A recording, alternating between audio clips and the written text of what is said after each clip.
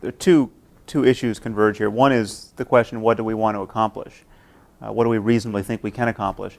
And then this article of faith that I think circulates, unfortunately, among people of our viewpoint, that you can't argue anyone out of their beliefs. I mean, well, is this a completely fatuous exercise, or can we actually win a war of ideas with people? And I think, certainly judging from my email, we can. I mean, I'm constantly getting email from people who have lost their faith and in effect been argued out of it. And the straw that broke that camel's back was either one of our books or some other process of reasoning or incompatibility of what they knew to be true and what they were told by their faith, that I think we have to just highlight the fact that it's possible for people to be shown the contradictions and internal to their faith, or the contradiction between their faith and what we've come to know to be true about the universe, and they just, the process can take minutes or months or years, but they have to renounce their superstition in the face of what they now know to be true. I was having an argument with a very sophisticated biologist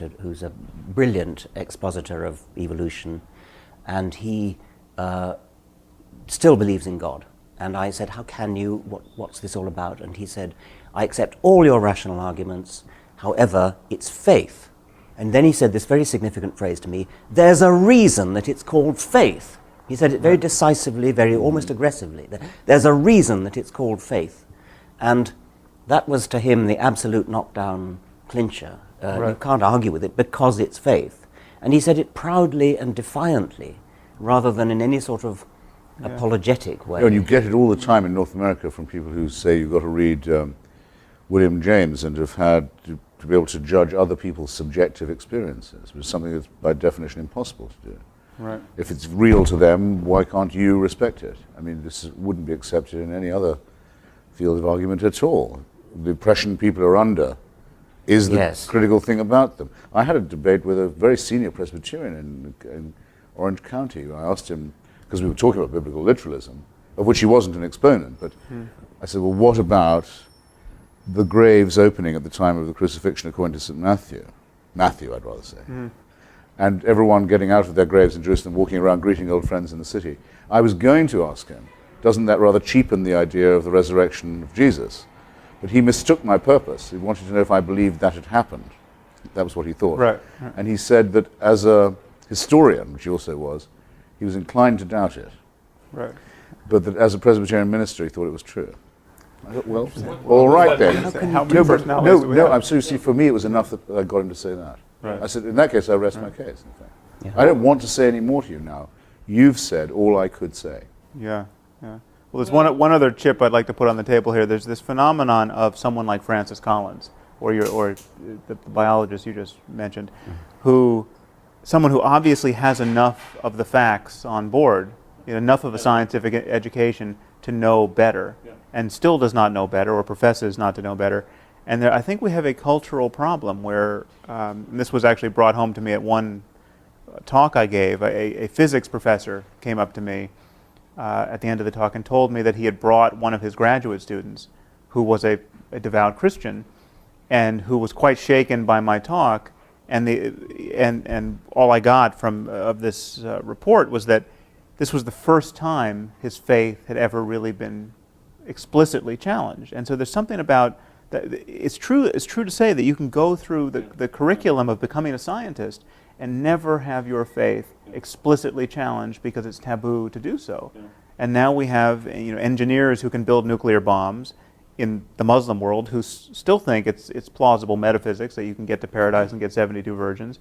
And we have people like Francis Collins who think that on Sunday you can kneel down in the dewy grass and give yourself to Jesus because you're in the presence of a frozen waterfall, and on Monday you can be a physical geneticist. Well, according to our friend, the great Pervez Hoodboy, the great Pakistani physicist, there are people who think you can use the jinns, the devils, and harness their power for the reactor. It's almost tempting to fund such a project. Yeah, and it seems, and I gather that, again, I can't get over him still, the respected Tariq Ramadan of St. Anthony's College, Oxford, says in his book, I'm told, that he believes in jinns too. Right. Right. I hope I'm not doing him an injustice. I've been told that in his book, In the Steps of the Prophet, he says as much. So one is up against things that are flat out primitive and superstitious. I think it may be easier than we're supposing to shake people's faith. There's been a moratorium on this for a long time. We're just the beginning of a new wave of explicit attempts to shake people's faith, and it's bearing fruit. And the obstacles, it seems to me, are not that we don't have the facts or the arguments. It's these strategic reasons for not professing it, not admitting it. Not admitting it to yourself, not admitting it in public, because your family is going to view it as a betrayal. You're just embarrassed to admit that you were taken in by this for so long. It takes, I think, tremendous courage to just declare that you've given that all up. And if we can find ways to help people find that courage and give them some examples of people who have done this, and they're doing just fine.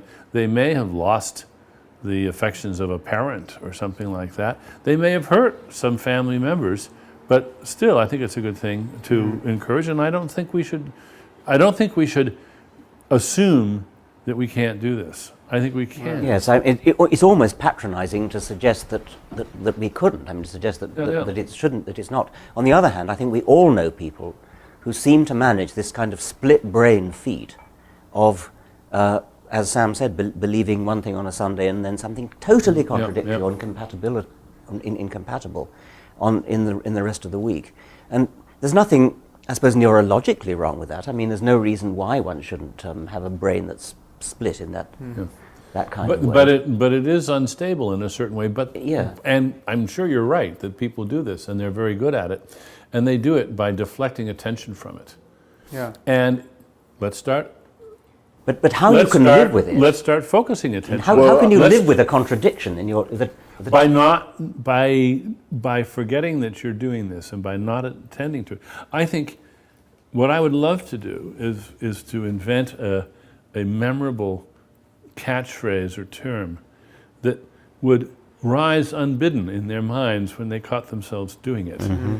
And then they would think, oh, this is one of those cosmic shifts that Dennett and Dawkins and Harris and Hitchens are talking about. Oh, right, and they think this is somehow illicit.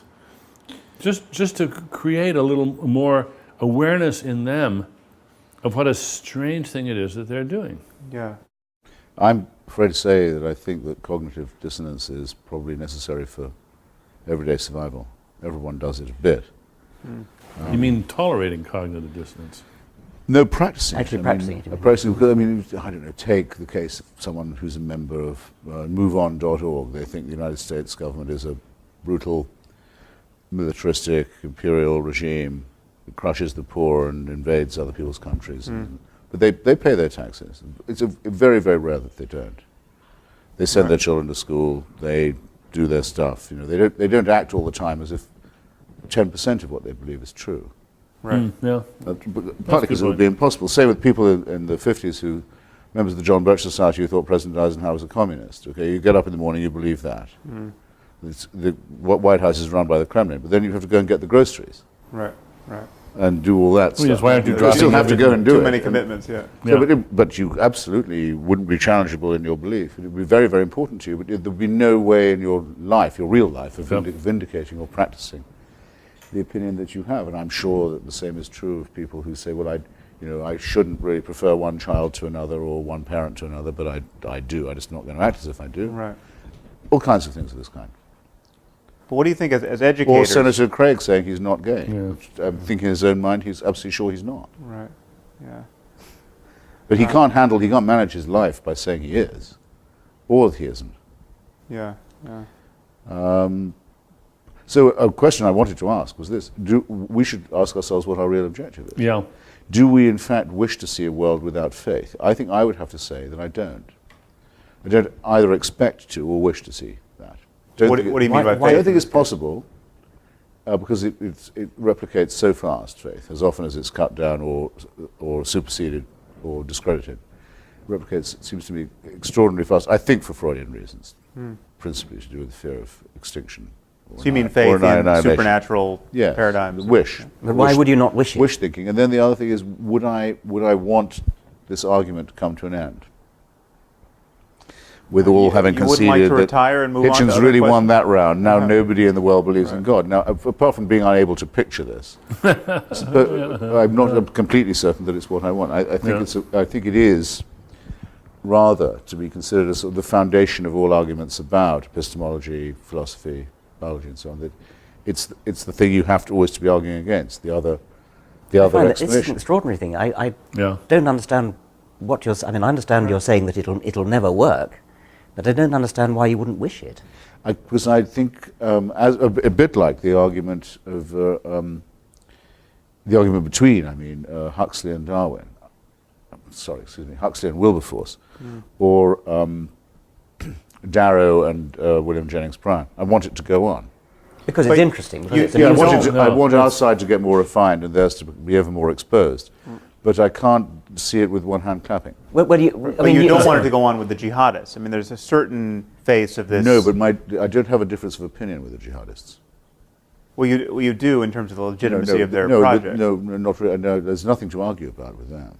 I mean, there's a simple matter of I want them to be extirpated. Or then move it down to the people who are blocking stem cell research. That is a purely primate response with me. They're recognizing the need to destroy an enemy in order to assure my own survival. I've no interest at all in what they think. But it sounds like your life... Really, we haven't still come to your question about Islam, but no interest at all in what they think. Only interested in refining methods of destroying them. Okay. In other words, you've simply given up. A task in which, by the way, one gets very little secular support. Yes, most atheists don't want this fight. Yeah. The most important one is the one they want to shirk. They'd far rather go off and dump on Billy Graham. Well, because on that they know that they can't. There's no danger. I think that because we find the idea of exterminating these people just abhorrent, and we think that besides it will. No, I said breed them extirpating. Extirpate. Yes. Complete destruction of the jihadist forces. Extermination, I think, has to be applied more as a species or to. No, but Christopher, going back to your thing about, it sounds as though you like argument, you like having, it's almost the theatre of having an intellectual argument which would be lost. Well, I would rather say the dialectic, actually, Richard. In other words, one learns from arguing with other people. Yes. And I think all of us around this table have probably enhanced or improved our own capacities as reasoners. Yes, but I mean, there are plenty of other things to reason about. You can having won the battle against religion, we can go back to science or whatever it is we practice, and we can argue and reason about that. And there's plenty of arguments, that really worthwhile arguments. But it'll always be the case that some will attribute their presence here to the laws of biology, and others will attribute their presence here to a divine plan that has a scheme for them. Well, that's and you can tell a lot, in my view, about people from which view they take. And as we all know, only one of those views makes sense, but how do we know that? Because we have to contrast it with the opposite one. But let me make an analogy here, though. Not going to spare. Because you could have said the same thing about witchcraft at some point in recent history. You could say that every culture has had a belief in witches, a belief in the efficacy of magic spells. Witchcraft is ubiquitous, and we're never going to get rid of it, and we're fools to try. Or we can try only as a matter of dialectic. But witchcraft is going to be with us. Well, and yet witchcraft has almost without exception. I mean, you can find certain communities not where at all. No, I mean, real witchcraft. Witchcraft is completely ineradicable. It spreads like weed, often under animist and Christian.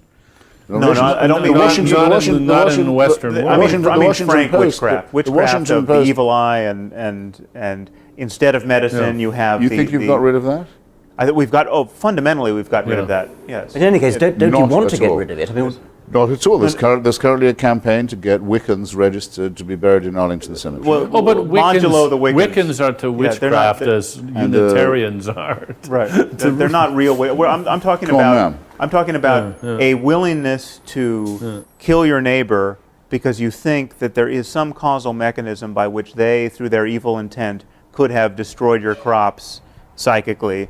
Or cast an evil eye upon your. I mean, it comes in ignorance of medical science. I mean, you don't know why people get sick, and you suspect your neighbor of ill intent, and then witchcraft fills the void there. No, I And wouldn't say in such a case that one wished to be, one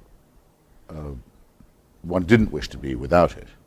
That we've lost something But interesting we to argue are with. effectively, I mean, we're not dealing with the claims of witches intruding upon medical. And don't go to alternative medicine and acupuncture here. I'm talking about real witchcraft. Well, medieval I was about witchcraft. to do that very thing. And the Washington Post publishes horoscopes every day. Astrology is yet another matter. But you think- astrology is a Let's take a milder. pale... Astrology is not going to be eradicated. Believe Okay, me, well, but it people are not going doesn't to stop need to be reading eradicated. horoscopes. No, but you're confusing whether it's going to be eradicated and whether you want it to be eradicated. And it sounds as though you don't want it to be eradicated because you want something to argue against and something to sharpen Yes, your I wits think, up. I think that is in fact what I.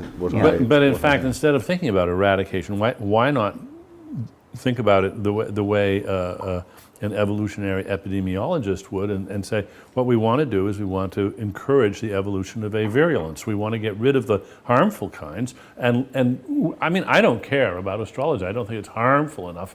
I mean, it was a little scary when Reagan was reportedly using astrology to make decisions. But that, I hope, anomalous case aside, I find the superstition that astrology is important to be relatively harmless. If we could only do the same thing, if we could only relegate the other enthusiasms to the status of astrology, I'd be happy. Right. Well, look, you don't accept my, or you don't like my answer, but I think the question is going to be asked of us. It was asked of me today, actually, again on the TV. It said, do you wish no one was going to church this morning in the United States? Right. What's your answer? Well, I've given mine. No, Richard's no, disagreed a bit. But the answer I gave this morning was, I think people would be much better off without false consolation, and I don't want them trying to inflict their beliefs on me. They'd be doing themselves and me a favor if they gave it up. So perhaps in that sense I contradict myself. I mean, I wish they would stop it, but then I would be left with no one to argue with. And, But you have and many I other don't think subjects. that, and I certainly didn't say that I thought if they'd only listened to me, they would stop going. Okay, so there are two questions here.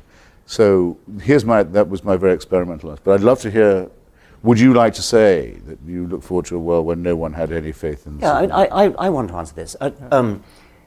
Whether it's astrology or religion or anything else, I want to live in a world where people think skeptically for themselves, look at evidence, not because astrology is harmful. I guess it probably isn't harmful, but if you go through the world thinking that it's okay to just believe things because you believe them without evidence, then you're missing so much. And it's such a wonderful experience to live in the world and understand why you're living in the world and understand what makes it work, understand about the real stars, understand about astronomy, that it's an impoverishing thing to be reduced to the pettiness of astrology. And I think you can say the same of religion. The universe is a grand, beautiful, wonderful place. And it's petty and parochial and cheapening to believe in jinns and supernatural creators and supernatural interferers. I think you could make an aesthetic case that we want to get rid of it. Fine. I could not possibly agree with you more. But let's talk about priorities. Okay. If we could just get rid of some of the most pernicious and noxious excesses, what would be the triumphs you would go for first? What would really thrill you as an objective reached? Let's look at Islam, and let's look at Islam as realistically as we can. Is there any remote chance of a reformed, reasonable Islam? Well, isn't the present savage Islam actually rather recent? Isn't it the Wahhabi? You have to go back quite a ways, I think, to get Only up to a point. I mean, I think there's, and again, none of us are whether we're equipped to do it, we're not the most persuasive mouthpieces of this criticism. Yep. I mean, it takes someone like Ayaan Hirsi Ali or a Muslim scholar, someone like Ibn Waraq, to authentically criticize Islam and have it be heard by by people, but especially the secular liberals of a sort who don't trust our take on this. But it seems to me you have different historical moments in the history of Islam that are distinct. One where Islam really has, you have some Muslim, you have a caliphate, or you have some Muslim country which has a reign of Islam and is unmolested, but for whatever period of time from the outside, and then Islam can be as totalitarian and happy with itself as possible, and you don't see the inherent conflict and the inherent liability of its creed. I mean, Samuel Huntington said Islam has bloody borders. It's at the borders that we're noticing this problem, and the borders of Islam and modernity at this moment, the conflict between Islam and modernity. But yes, you can find instances in the history of Islam where people weren't running around waging jihad because they had successfully waged jihad. Yeah. But then what about women in that exactly, world? the suffering of women within those borders. Even in the best of times. But there's also there's obviously some kind of syncretism, and we know quite a lot now. There have been some wonderful books, Maria Monaco's book on Andalusia, for example, on periods where Islamic civilization was relatively at peace with its neighbors and doing a lot of work of its own on matters that were not jihadist. And I saw myself during the wars in post-Yugoslavia that the Bosnian Muslims behaved far better than the Christians, either Catholic or Orthodox, and were the victims of religious massacre and not the perpetrators of them, and were the ones who believed the most in multiculturalism.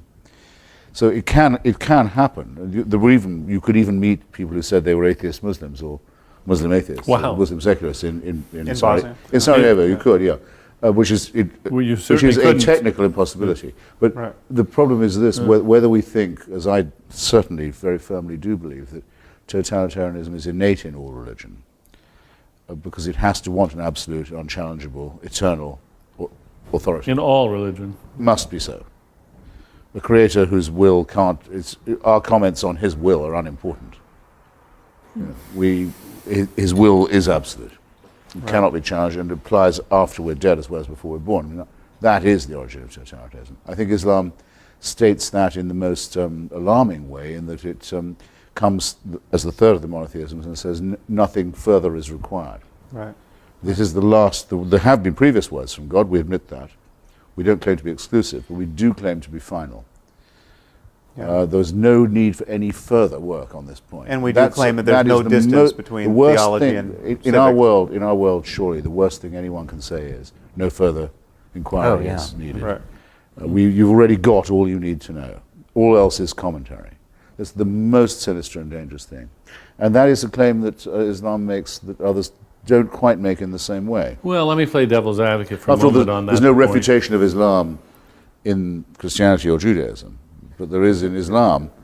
We accept all the bad bits of Judaism. We love Abraham and his sacrifice of his son, willingness to sacrifice. We love all that. We absolutely esteem the virgin birth, the most nonsensical bits of Christianity. We think, all that's great. You're all welcome to join, but we have the final word. Right. That's deadly. Yes. And I think our existence is incompatible with that preaching. Let me just play devil's advocate for a moment, so at least we're clear what the position is. I'd rather speak for the devil pro bono myself. Well, okay. We can all speak for the devil. I'm sure a lot of people think we're doing just that. I, for one, think that the fact that something is true is not quite sufficient for spreading it about or for trying to discover it. The idea that there's things we should just not try to find out is an idea that I take seriously. And I think we at least have to examine the proposition that there's such a thing as knowing more than's good for us. Now, if you accept that so far, then a possibility we have to take seriously, even when we reject it, we should reject it having taken it seriously, is the Muslim idea that indeed the West has simply gone way too far, that there is lots of this is knowledge that's not good for us. It's knowledge that we were better off with that. And the fact that many Muslims would like to turn the clock back, they can't, of course. But I have a certain sympathy for a Muslim who says, well, yeah, the cat's out of the bag, it's too late, it's a tragedy. You in the West have exposed truths to yourselves, and now you're forcing them on us, that the species would be better off not knowing. I'm absolutely riveted by what you say. I'd really love an instance, in theory or practice, of something you think we could know but could forbid ourselves to know. Because that is harder for me to imagine in a world without faith. I must say. Well, you brought up the bell curve. I mean, if there Yes. were reliable differences in intelligences between races or species, But I don't think any of us here genders do think that that's the case. I mean, I think there must be something, you must have thought of something you could believe but wish you didn't know. Oh, I don't think it's hard to dream up things which, if they were true, it might be better for the human race to go on not knowing them. But Yeah. could you concretize it just a No, little but- more? I'm completely fascinated. I mean, the hypothetical is one thing, but Christopher's asking, do you actually, Was there have something you in ever mind? suppressed something? No, I haven't. No. Can you imagine yourself doing so, by the way? I mean, I can't. Oh, I can imagine it. I hope it never comes up. Well, But- take the synthesizing of bioweapons. I mean, Yeah. should nature publish the code for smallpox, where you can just anyone okay. within his exactly. lab can There's all those cook sorts it of up. Oh well, all right, but that wouldn't be a knowledge of which we should remain innocent. Well, That would be that would be more like a I capacity. think with foresight, it's certainly you can conceive of a circumstance where someone can seek knowledge, the only conceivable application of which would be unethical, or the dissemination of which would put power in the wrong hands. Or Yes. I mean, but actually, you brought up something which I think is crucial here, because it's not so much the spread of the wrong of seditious truths to Islam or the rest of the world that I think we're guilty of in the eyes of our opponents. It's the not honoring of facts that are not easily quantified and easily discussed in science. I mean, the classic retort to all of us is, prove to me that you love your wife. I mean, as though this is a knockdown argument against atheism. You can't prove it. Well, if you unpack that a little bit, you can prove it. You can demonstrate it. We know what we mean by love. But there is this domain of the sacred that is not easily captured by science, and scientific discourse has really ceded it to religious discourse historically. Well, and artistic discourse, which is yes. not religious necessarily. But I would argue it's not even well captured by art necessarily. There's something in the same way that love is not really well captured by art, and compassion is not. Well, I mean, you can represent it in art, but it's not reducible to. You don't go into the museum and find compassion in its purest form. And I think there's something about the way we, as atheists, merely dismiss the bogus claims of religious people that convinces religious people that there's something we're missing. And I think we have to be sensitive to this. Absolutely. That's why they bring up, what about when has secularism ever built anything like Durham Cathedral or Chartres or devotional painting or the music of Bach. But I think we have answers yes. to that. I think we have answers to that. I mean, and you Yes, we do. provide a very good answer to that. If there was secular patronage of the arts at that point, then one, we can't know that Michelangelo was actually a believer, because the consequences of professing your unbelief in that case was death. But two, if we had a secular organization to commission Michelangelo, we would have all that secular artwork. Though I didn't actually say that the corollary held. Which? I think it's true we can't know with devotional painting and sculpture and architecture that the patronage didn't have a lot to do with it. But I can't hear myself saying, if only you'd had a secular painter, you'd have done just as good work. Oh, no. It I wasn't think I'm devotional. fusing you and Richard there. I think I can't, I don't know why, and I'm quite happy to find that I don't know why. I can't quite hear myself saying that Michelangelo, if he'd been commissioned to do the ceiling of a museum of science, wouldn't have produced something just as wonderful. In some way, I'm reluctant to Really? affirm that, yes. I find it very, very easy to believe that. That could be a difference between us. I mean, with devotional poetry, where I do think, I don't know very much about painting or architecture or music, Right. but, and some devotional architecture, like say St. Peter's, I don't It couldn't be done. I don't like any way. And knowing that it was built by a special sale of indulgences doesn't help either. Yeah, right. With devotional poetry, like that of, say, John Donne or George Herbert, I find it very hard to imagine that it's faked or done for a patron. I mean, Yes, I people, think that's people fair would be enough. very, it would be very improbable people would write poetry But like could that it be done in the to spirit please of reason? anyone. Well, I frankly think that's the only explanation. But in any case, what conclusion would you draw? I mean, if Donne's devotional poetry is wonderful, Yes. so what? I mean, it doesn't show that it represents truth in any sense. Not in the least. Well, my favourite devotional poem is Philip Larkin's Churchgoing. It's one of the best poems ever written. Right. It exactly expresses. I wish I had it here. Well, actually, I do have it here. If you like, I can read it. But I wouldn't trust anyone who believed any more or any less than Larkin does when he goes to a wayside Gothic church in the English countryside. Right. Who felt, I don't say believed, I shouldn't say believed, who felt any more than he does. He's an atheist. Or who felt any less, that there's something serious about this. All right, but And something written into the human personality and as well as the landscape. This but brings us back I don't, to your I don't see question. that this is. Of course, Anything other than it goes a without special saying, it says case nothing of- about the truth of religion. I don't think this is see how this is anything other than a special case. Other special cases of which would be, you just couldn't. I can't think of a perfect example of this. Only by being lost at sea for 2 years in a boat, and then surviving that's the only way you could conceivably have written this account. It could not be fiction. Or quit smoking. And it's Yes. glorious, wonderful art, and that can be true, and we just accept that's true. And Donne's poetry, only very extreme circumstances could make it possible, and we can be grateful, perhaps, that those extreme circumstances existed and made this possible. In his case. Yeah. But Right. now you wouldn't recommend being lost at sea to everyone. No. Yeah. No. Yeah. No, I wouldn't recommend Death Be Not Proud to anyone either. Yeah, It's yeah. a wonderful poem. It's a complete gibberish if you look only at the words. But you It's the asked, most extraordinary gibberish if you look only at the words, but there's an X factor involved, which I'm quite happy to both assume will persist and will need to be confronted. right. You raised this issue, though, of whether or not we would wish the churches emptied on Sundays. And I think you were uncertain whether you would, and I think I would agree. I would want a different church. I would want a different ritual motivated by different ideas. But I think there's a place for the sacred in our lives, but under some construal that doesn't presuppose any bullshit. But I think there's a usefulness to seeking profundity as a matter of our attention, Sure.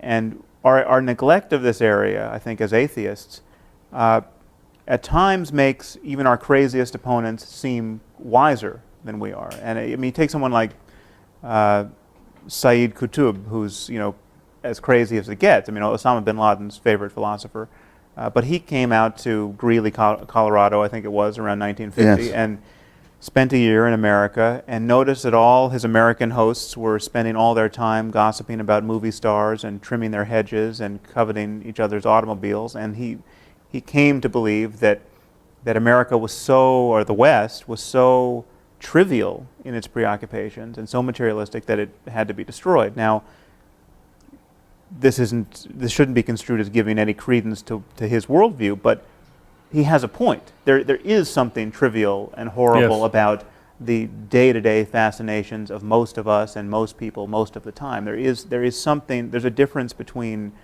kind of really using your attention wisely in a meaningful way and our perpetual distraction. And traditionally, only religion has tried to enunciate and clarify that difference. And I think that's that's a lapse in our. I think you've made that point, and we've accepted it, Sam. Yeah. And I think that's. I mean, as going back to the thing about whether we like to see churches empty, I think I would like to see churches empty. What I wouldn't like to see, however, is ignorance of the Bible, because you cannot understand literature without knowing the Bible. You can't understand art. You can't understand music. There are all sorts of things you can't understand for historical reasons. But those historical reasons you can't wipe out. They're there. And so even if you don't actually go to church and pray, you've got to understand what it meant to people to pray and why they did it and what these verses in the Bible mean and what this... But is it only that? Just the retrospective kind of historical appreciation of our You could more than just ancestors' appreciate ignorance? it. You can lose yourself in it, just as you can lose yourself in a work of fiction without actually believing that the characters are real.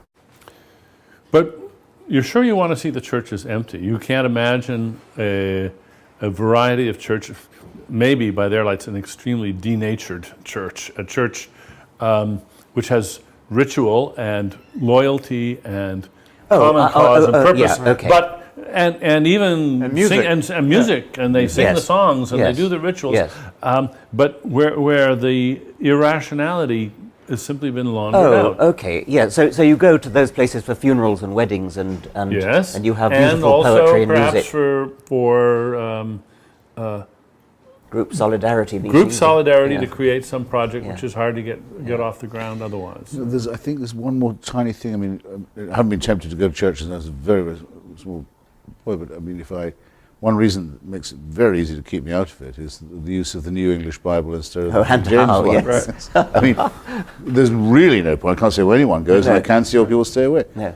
They've thrown away all the poetry, a pearl richer than all their tribe. Absolutely. They don't even know what they've got. It's terrible. If I was a lapsed Catholic and I brooded about how I wanted my funeral to be, which is not something I would. Want the Latin Mass? Yes, absolutely. Well, but I mean, there's another issue there, which of course is that is when it becomes I want a proper Tridentine. When it becomes intelligible, the nonsense becomes more transparent, and so if it's in Latin, it can survive much better. It's rather like a camouflaged insect. It can get through the barriers because you can't see it. And whereas when it's translated into not just English but modern English, you can see it for what it is. But now, seriously, then, do you therefore delight in the fact that churches are modernizing their texts and using No, I don't. It's an aesthetic point. No, I don't. No. That's the worst of both worlds. I think it seems to Yes. me. And we should be grateful for it.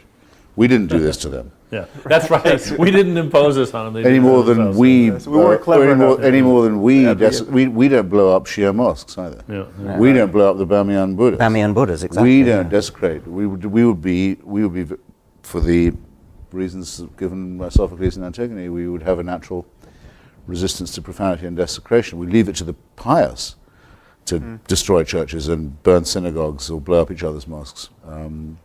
And I think that's a point that we might spend more time making, because I do think it is feared of us. This was my point to begin with, that we wish for a world that's somehow empty of this echo of music and poetry and the numinous and so forth. That we would be happy in a brave new world. And since I don't think it's true of any of us, no, it's not. It's a point one might spend a bit more time making. That the howling wilderness of nothingness is much more likely to result from holy war, or religious conflict or theocracy, than it is from a proper secularism, which would therefore, I think, have to not just allow or leave or tolerate or condescend to or patronize, but actually, in a sense, welcome the persistence of something like faith. I feel I've put it better now than I did at the beginning. Unintelligently there. I think. What do you mean something like faith? Yeah, and how like faith? Something like the belief that there must be more than we can know. Well, that's not fine. Dan Dennett believes that. That's not faith. Sure. Yeah. I mean, we know there's more than we presently know. Well, that was my original point in to saying if we could find a way of enforcing the distinction between the numinous and the superstitious, we would be doing something culturally quite important. Yes. No. When I'm told about this, well, Richard and I did this at Central Hall with Scruton and that very weird team that we debated, who kept on saying, Scruton particularly, well, what about good old Gothic spires and so forth. I said, look, I read a book about the Parthenon. I'm intensely interested in it. I think everyone should go, everyone should study, and so forth. But everyone should abstain from the cult of Pallas Athena. Everyone should realize that probably what that sculptural frieze that's so beautiful describes may involve some human sacrifices. Athenian imperialism wasn't all that pretty even under Pericles. So the great cultural project, in other words, may very well be to rescue what we have of the art and aesthetic of religion while discarding the supernatural. And I think acknowledging the evil that was part of its creation in the first place. That is, we can't condone the beliefs and practices of those Aztecs, but we can stand in awe of and want to preserve their architecture and many other features of their culture, but not their practices and not their beliefs. I once did a British radio program called Desert Island Discs, where you have to go on and choose your 6 records which you take to a desert island and talk about it. And one of the ones I chose was Bach, Mache dich mein Herz rein. Oh, yeah. It's wonderful, Beautiful sacred music. And the woman questioning me couldn't understand why I would wish to have this piece of music. It is beautiful music, and its beauty is indeed enhanced by knowing what it means. Yeah. I mean, but it's, you still don't actually have to believe it. It's like reading fiction. Exactly. You can lose yourself in fiction and be totally moved to tears by it. Yes. But nobody would ever say you've got to believe that this person existed and that the sadness that you feel really reflected something that actually happened. Yes, like the Bishop of Dublin who preached a sermon against Swift and said that he'd read every book of Gulliver's Travels, and for his part he didn't believe a word of them. yes. So that's the locus classicus, I think, of all that. Well, clearly we're not cultural vandals, but maybe we should think of the way in which so many people suspect that that's what we are. Yes. If I would accept one criticism that these people make, or one suspicion that I suspect they harbor, or fear that they may have, I think that might be the one. Yes. Right. That it would be all chromium and steel and yes, and very no much Christmas so. carols and no menorahs. They couldn't anybody who makes that criticism couldn't possibly have read any one of our books. No. Well, that's another problem too, which is isn't another it? problem. Is the people that, of course, this isn't just our books; it's so many books. People don't read them; they just read the reviews, and then they decide that's what. we're about to have the Christmas wars again, of course, and this being the last day of September, you can feel it all coming on. But I always, whenever it comes up, when I go on any of these shows to discuss it, I say it was Oliver Cromwell who cut down the Christmas trees and forbade. It was the Puritan Protestants, the ancestors of the American fundamentalists, who said Christmas would be blasphemy. Do at least respect your own traditions, because I do. Yes. I think Cromwell was a great man in many other ways as well. Right. This is actually a pagan festival. Well, we were all outed with our Christmas trees last year. Yes, we had our. Did I you have see not the that? slightest problem with Christmas trees. No, we had our Christmas card with our pictures of It's us. a good old Norse booze up, and why the hell not? Well, but it's not just that. I mean, I like solstices as much as the next person. we have an annual Christmas carol party where we sing the music and all the music with all the words and not the secular and Christmas why stuff. not? Yes. And it's just glorious stuff. Yeah. That part of the Christian story is fantastic. Yeah. It's just a beautiful tale, and you can love every inch of it. I without once at lunch was next to the lady who was our opponent at that debate in London, Rabbi Neuberger. Rabbi Neuberger, and she asked me whether I said grace in New College when I happened to be senior fellow, and I said, of course I say grace. It's a matter of simple courtesy, and she was furious. Oh, really? That I should somehow be so hypocritical as to say grace, and could only say, well, look, it may mean something to you, but it means absolutely nothing to me. This is a Latin formula which has some history, and I appreciate history. Freddie Eyre, the philosopher, also used to say grace.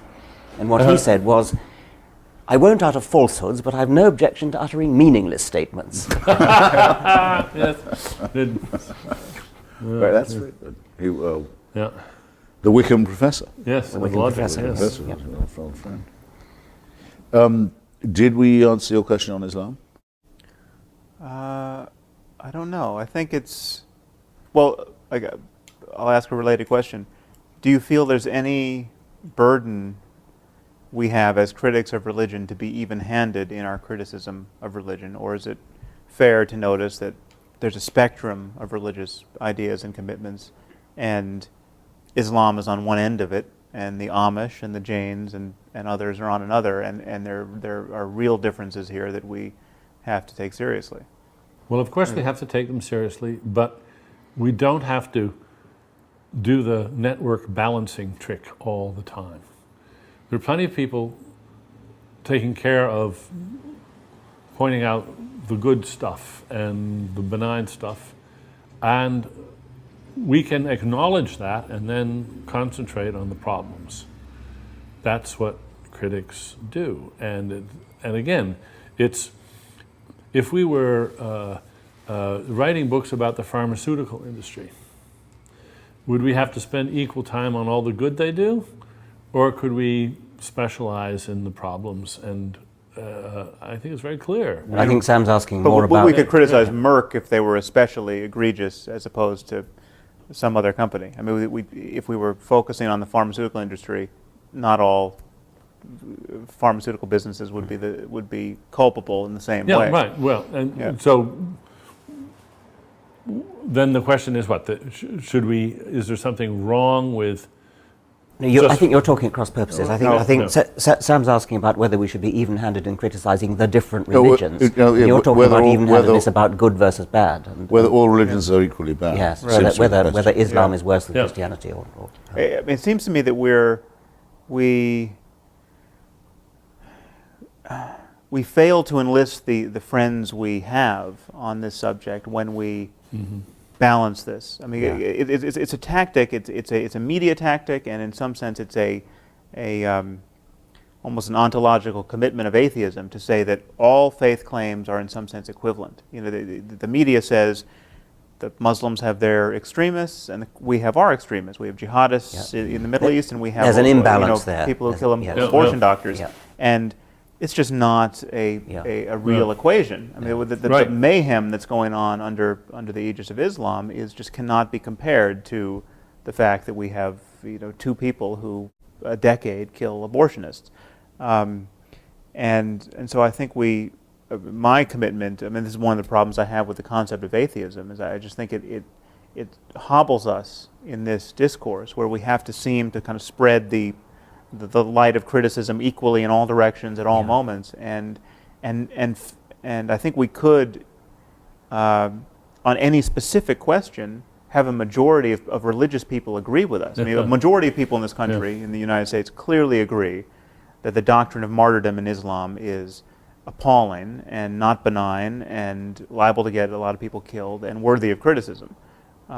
Likewise, the doctrine that souls live in petri dishes. Even Christians, even 70% of Americans don't want to believe that in light of the promise of stem cell research. So it seems to me once we focus on particulars, we have a real strength of numbers, and yet when we stand back from the ramparts of atheism and say it's all bogus, we lose 90% of our neighbors. Well, I'm sure that's right. On the other hand, my concern is actually not so much with the evils of religion as whether it's true. And I really do. I mean, I care passionately about that. The fact of the matter is there, as a matter of fact, a supernatural creator in this universe, and I really care about that. And so, although I also care about the evils of religion, I'm prepared to be even-handed because they all make this claim, which seems to me equally. Yes. I would never give up the claim that all religions are equally false. And for that reason, because they're false by preferring faith to reason. latently at least equally dangerous. But equally false, but surely not quite equally dangerous because of No, latently I think so, because latently maybe, because of the surrender of the mind. Yeah. The surrender of the mind, Yeah. the eagerness to discard the only thing that we've got that makes us higher primates, the faculty of reason. That's always Yes. deadly. And always, I'm not sure. I think It's potentially the Amish Yeah. can't. The Amish can't hurt me, but they can sure can hurt hurt the their- people who live in their community. Yeah, They have a yeah. little totalitarian But not quite in the same system. way. The Dalai Lama claims to be a god king of hereditary monarchy and inherited godliness. It's the most repulsive possible idea, and he runs a crummy little dictatorship in Dharamsala. Right. And it would be worse, and praises the Indian nuclear tests. It would be worse. It's only limited by his own limited scope. But if you added The same evil is jihad present. to that, you would be more concerned. Well, look, every time I've ever debated with Islamists, they've all said, you've just offended 1 billion Muslims, as if they spoke for them. Right. As if there's a definite threat to this menace, a military tone to what they say. In other words, if they'd said, you've just offended me as a Muslim, it doesn't sound quite the same, does it? If they were the only one who believed in the Prophet Muhammad. No, it's 1 billion. And by the way, what's implied in that is watch out. Right. I don't care. If it was only one person who believed that the Prophet Muhammad had been given dictation by the Archangel Gabriel, I'd still say what I was saying. Right, but you wouldn't lay awake And at it would night. be just as dangerous that they believed that, yes. It would, because it could spread. The belief could become more but general. It has, in the case of Islam, it has spread and is spreading, and so its danger is not only potential but actual. I So- can see no contradiction. Yes, but We're over talking about space different things. space and time, I think this tremendously evens out. I mean, I didn't expect, I'm sure neither did you, in the 60s, that there would be such a threat from Jewish fundamentalism.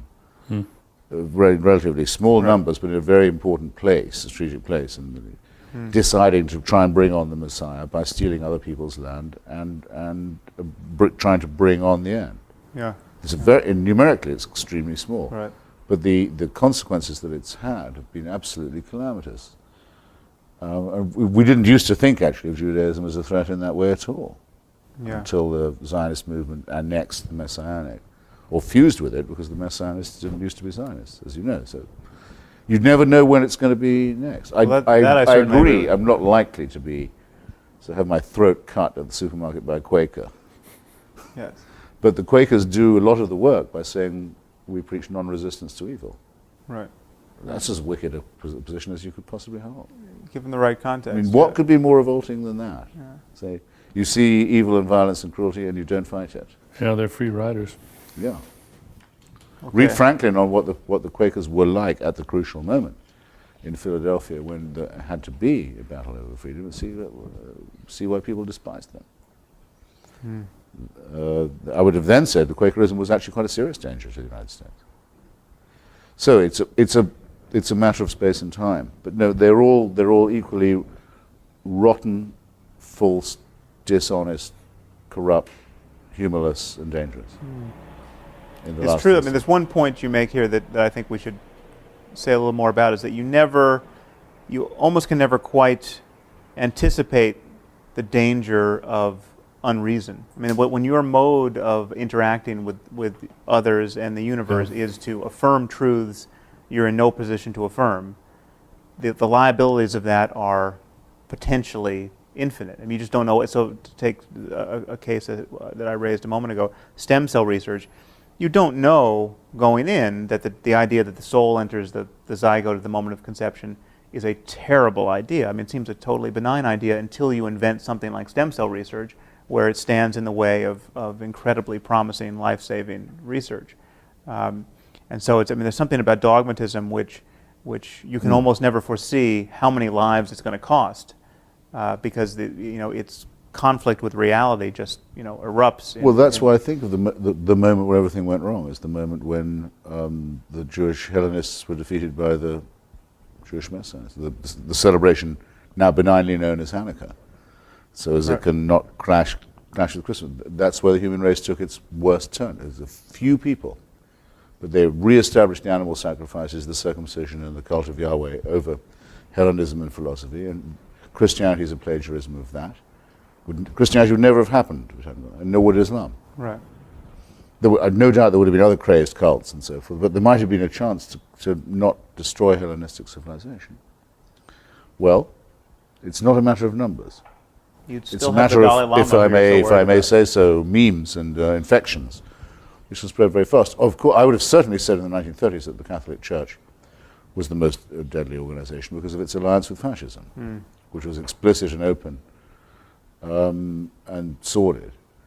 Much the most dangerous church, but I would not now say that the Pope is the most dangerous of the religious authorities. It's no question that Islam is the most dangerous religion, and partly because it doesn't have a papacy that can indeed, tell yeah. it to stop Right. something Yeah. and There's make no an edict top-down saying control. no.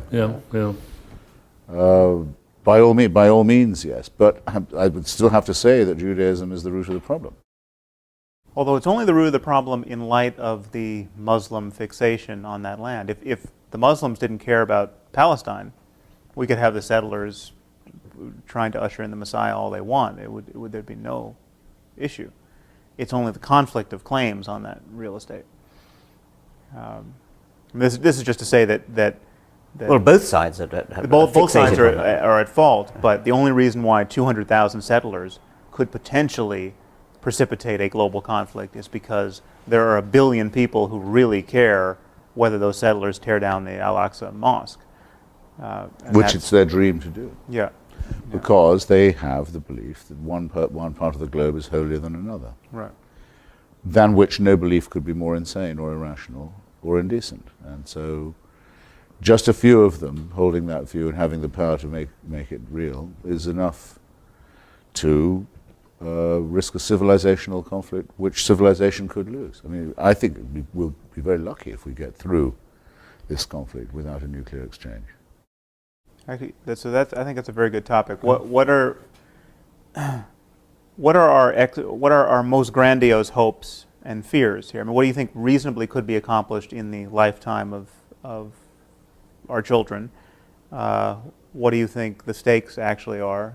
And how would you get there? Yeah, I mean, is there something we can engineer apart from just mere criticism? I mean, are there like practical steps? I mean, what with $1 billion could we do to affect some significant change of ideas? Is there any practical? I feel myself on the losing side politically and on the winning side intellectually. I mean, That's just you don't see anything to do. In the current zeitgeist, I don't think we would be accused of undue conceit if we said of ourselves, or didn't mind it being said of us, that we've been opening and carrying forward and largely winning an argument that's been neglected for too long. And that certainly in the United States and Britain at this moment, that's true, it seems to me. But in global terms, I think we're absolutely in a tiny, dwindling minority that's going to be defeated by the forces of theocracy. Which will probably So you're betting against us. No, I think they're going to end up by destroying civilization. I've long thought so. Well, of course, you may be right, But not without a struggle. because it can be a single catastrophe. Because that's my big But- disagreement with Professor Dawkins, is that I think it's us plus the 82nd Airborne and the 101st who are the real fighters for secularism at the moment, the ones who are really fighting the main enemy. So in what sense do you disagree on that? And I think probably among secularists that must be considered the most eccentric position you could possibly hold. That's a tooth fairy belief among most people. That I believe it to be an absolute fact. It is only because of the willingness of the United States to combat and confront theocracy that we have a chance of beating it. Our arguments are absolutely of no relevance in that respect. No, You may have many more takers, although not on the territory of Iraq. I mean, it may be that we need the 82nd Airborne to fight a different war in a different place for the same purpose, for the stated purpose. Voila, by all means, there are reservations to be expressed by me, which I'll happily give you. But in principle, I think it's a very important recognition. Unfortunately, we're running out of time. And possibly tape. I think we've had a wonderful discussion. Yeah, great. And thank you Got a lot to think about. very much. Yeah.